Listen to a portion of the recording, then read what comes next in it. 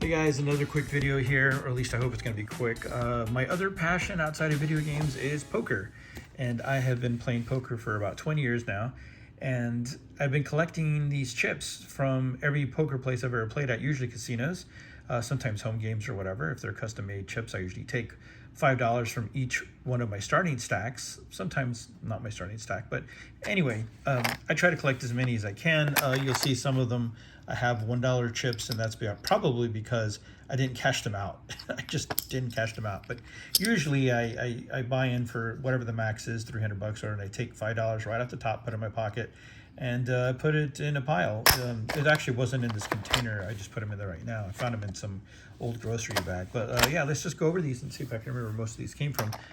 Some of them are going to say right on there, but I'll see if I can remember anything interesting about each one of these chips. So the Stratosphere, haven't played it a long time. I don't even think they have poker anymore. A lot of these are going to be the same way poker was in its heyday in the early 2000s. After Chris Moneymaker won the World Series of Poker, it kind of exploded, and so almost everybody had a poker room. But yeah, Stratosphere. They probably use the same chips for the table games, but every one of these I guarantee you I got from a poker table. So that's in Las Vegas on the north part of the strip. This is the Orleans, and you'll see some of them have not dates, years on them, and that doesn't necessarily mean that that's the year I went. It was at least that, or it could have been that. It couldn't be any newer than the year, because sometimes you'll be playing now and you'll see chips from like 2017 or something like that. So, you know, this is probably from 2007 to maybe 2010, wherever they took it out of circulation. The Orleans is in Las Vegas as well, but it's off the strip. Well, here's another Orleans chip. I don't know why I have two. Oh, one's a $2 chip and one's a $5 chip. Usually $2 chips are for, a lot of times they're for the dealers to take as rake, because you can just throw one $2 chip down instead of two, so it's half the weight when you take a rake. So, and sometimes they just use them for blinds or whatever, but for some reason I have that. Cushata, this is actually out in Louisiana. I think Cushata is the very first casino that I played poker at. I remember playing 3-6 limit, and I was terrified because I'd never played in a casino before. But anyway, I don't know if this is from that trip or a subsequent one. Probably from the first one. I didn't go that many times. This is actually not a poker chip. This is from the Pinball Hall of Fame in Las Vegas. Does it have a year on it? It's 2011. So Pinball Hall of Fame has been there quite some time. It's really, really cool if you've never been there. They recently moved from Flamingo to the south part of the strip, kind of across Mandalay Bay. Very cool.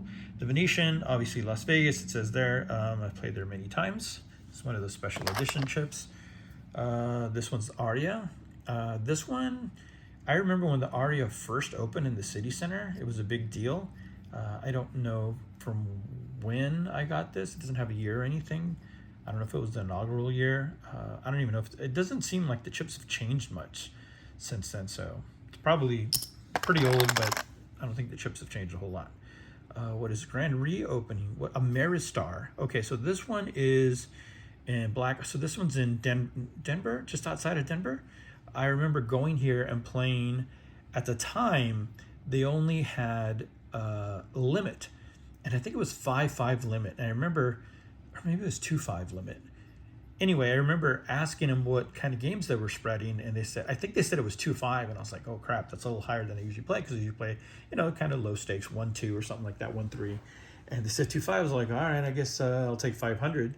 And they're like, they looked at me like I was crazy. Like I thought, oh man, should I have bought for more? And they're like, okay. And it turns out they were playing 2-5 limit, and I thought they were playing. That's the only thing they could play was limit, or was it spread limit? But anyway, you could not bet more than $5. And so I was like, okay, I thought this was a low limit game. So anyway, that was kind of funny. What is this? Same one. For some reason I have two. Cushata, same story as that one. Diablo's Canteen. Where is this from? There's a Diablo's Canteen in Las Vegas. Oh, it's Monte Carlo. Okay. So Monte Carlo's no longer there. They built some shopping centers, and MGM Park is there now. So that one doesn't exist anymore. Speaking of not existing, Balbinians is still there technically, but they don't have poker anymore, which is pretty sad, because it was kind of the granddaddy of all poker rooms. That was the big, the big players went there. The first World Series of Poker was there. It was kind of like the mecca for poker players, and now sadly it is no longer. They're actually renaming that one, I think, to something else. It's not going to be Horseshoe anymore, and they're going to make Bally's the new Horseshoe because it got bought out by MGM. No, Caesars, I think. Anyway, one of those two. I think it was Caesars, though. Flamingo's actually still there, surprisingly. And I think they recently, like just recently, because of all the stuff going on with pandemic, they closed down, reopened, but they closed down again. I think it's for good. So that's another one that's bit the dust. Excalibur, this was my favorite place to play in Las Vegas for many, many years. And it is also sadly gone. The poker room struggled. It moved around a few times and finally just went kaput during the pandemic, I think, or maybe shortly before that. But I loved playing here because it had a family atmosphere and it brought a lot of family dads and people that weren't very good at poker. They were just kind of like, oh, let me try a poker game. And it was easy to take money from them. It was much easier to play at Excalibur than it was at Caesar's Palace or Venetian or some Aria, someplace where people are trying to prove themselves as players.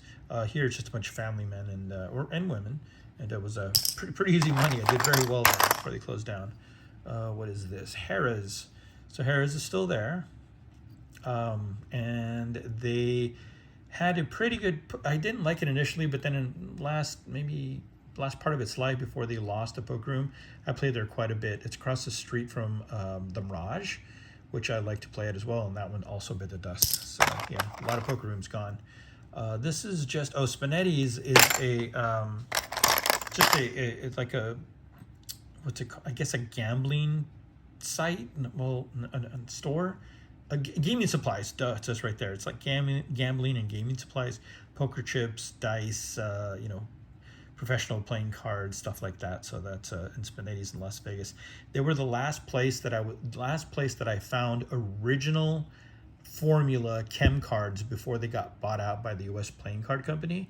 If you don't know the story behind that, you should look it up. It's pretty interesting. Chem was a high-end, poker, well, not just poker, but playing card company, and they had some trouble and they got bought out by U.S. playing card company, which is basically Bicycle. They make the Bicycle, and now the new chems just aren't as good as the original. So even in the 2000s, I was able to find some chems that were made in the 90s. They had found some old stock, so that was pretty neat. I still think I have an unopened pack of the original 90s chem cards. So I got them from Spinetti's. They're like $40 for two packs. Mgm Grand, yep, played there many, many times. What is this? Las Vegas Hilton. This one went through some name changes. I don't know what it's called now. I think it is called the Las Vegas Hilton again. I played there because we went to Evo one year, and I actually won a few $100s there in a really quick, just played for like an hour or something. And I used that money to buy some custom buttons. Evo is a fighting game tournament in Las Vegas. Think like Street Fighter, Mortal Kombat, Tekken, stuff like that. So they were selling some custom buttons there, and I bought them with the poker money I won there. Palms is still there. I think it's not open. The Palms is still there. They closed it down for a pandemic. They planned to open it, but it hasn't reopened. But even before the pandemic, they had already closed their poker room, so kind of sad. What is this? Total rewards. This is the Quad. So the Quad used to be Imperial Palace, and then it was the Quad for a second, and now it's the Link. So it's the same place. So it's kind of neat that I have a chip from the time where it was the Quad. That was like a very short period of time, just a couple years, probably. Bally's is still there, but they're going to be changing names to the Horseshoe, and they're hosting the World Series of Poker this year, starting this year, going forward, at least for the foreseeable future. So that's pretty cool. There's another Spinetti's one, whatever. There's another Spinetti's one. There's another Harrah's one. I don't know why I have duplicates on some of these. Luxor. Luxor is attached to the Excalibur. You can actually walk from one to the other and actually all the way to Mandalay Bay. I enjoy playing at Luxor some, but their poker room lasts a little bit longer than Excalibur's, but not much. It is also defunct, which is sad. This one is from a game here in Austin. It was my friend Tony Wen, lawyer here in Austin. He used to host these awesome poker games, and this is from his game. He had really nice chips. Also, same game, really nice chips. Mandalay Bay. This is attached to the Luxor, so it goes Excalibur. Then you can walk to Luxor, and then from there you can walk to Mandalay Bay, or you can take the tram between them. But Mandalay Bay still, of those three, it's the only one that still has a poker room.